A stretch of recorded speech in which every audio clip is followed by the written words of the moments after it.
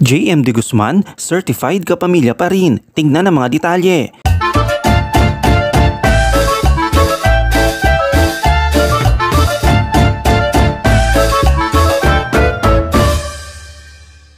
Nitong November 15 sa Dolby Theater sa Quezon City, opisyal nang naging kapamilya muli si JM De Guzman matapos pumirma ng bagong kontrata sa ABS-CBN. Pinasalamatan ng aktor mula sa Linlangang Kapamilya Network sa pagtulong sa kanyang landas sa industriya ng showbiz. Kasama niya sa okasyon ng ABS-CBN Chairman na si Mark Lopez, ABS-CBN President at CEO na si Carlo Katigbak, COO ng broadcast na si Cory Vidanes, ABS-CBN Head of TV Production at Star Magic Head na si Laurenti Jogi at ABS-CBN Head of Finance na si Rick Tan. Sa kanyang pahayag ay sinabi, "Akala ko kasi ilang beses na sa buhay ko na wala akong pupuntahan pero ever since ginaid ako ng ABS-CBN sa tamang daan."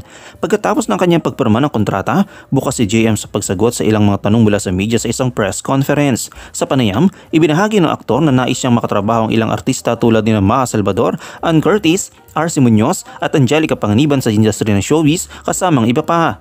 Samantala, ibinahagi ni JM na nakatanggap siya ng mga mensahe patungkol sa kanyang pagganap bilang si Alex sa sikat na series Prime na Linlang. Idinagdag pa ng aktor ng kapamilya na lubos siyang nagpapasalamat sa pagkilala ng mga tao sa kanilang pinaghirapang gawin para sa palabas. Inasam ng aktor na sa pamamagitan ng kanyang tanyag na serye, maunawaan ng mga manonood kung paano kahalaga na hindi diloko ang kanilang mga mahal sa buhay dahil ito ay may malaking epekto sa lahat ng mga nakapaligid sa kanila.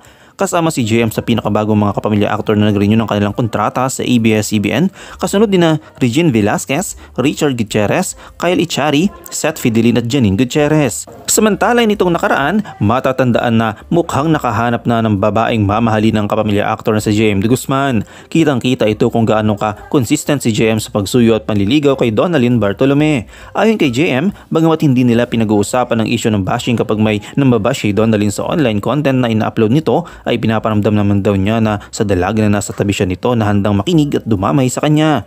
Si JM De Guzman ay nag-amin din ng patuloy pa rin ang kanyang panliligaw sa actress at content creator. Nagkaroon sila ng koneksyon dahil sa kanilang video collaborations mula September 2022 hanggang June 2023. Matagal nang pinag-uusapan ng posibleng relasyon niya kay Donalyn at masaya siya na hadlang maghintay para sa kanya.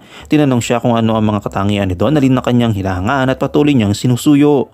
Naitanong din sa kapamilya star kung hindi ba siya naiinip sa paghihintay sa matamis na oo mula sa tinagnyag na social media goddess. Sa positibong pananaw ni JM, tinanong din siya kung may pag-asa ba siya kay Donalyn Bartolome. Nagbigay rin siya ng kanyang opinyon tungkol sa ilang pangyayari sa pambabatikos ng kanyang nililigawan dahil sa mga viral na online content nito. Pinuri ni JM si Donalyn sa kanyang tapang sa ganitong mga sitwasyon.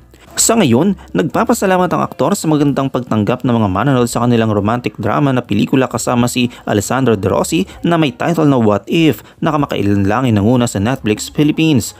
Matapos nga na mapanood sa kapamilya action drama series na The Ironheart, ay nagpatuloy siya na napanood sa teleseryeng Linlang. Anong iyong komento kaugnay dito? Shoutout tayo kina Perla Cruz, kay Slapshock Masinda de Miguel at kay Chris Jerry Cruz. I-comment mo lang ang inyong opinion sa comment section at huwag kalimutang i-like, i-follow, i-subscribe ang bcgram.net para sa mga latest happenings.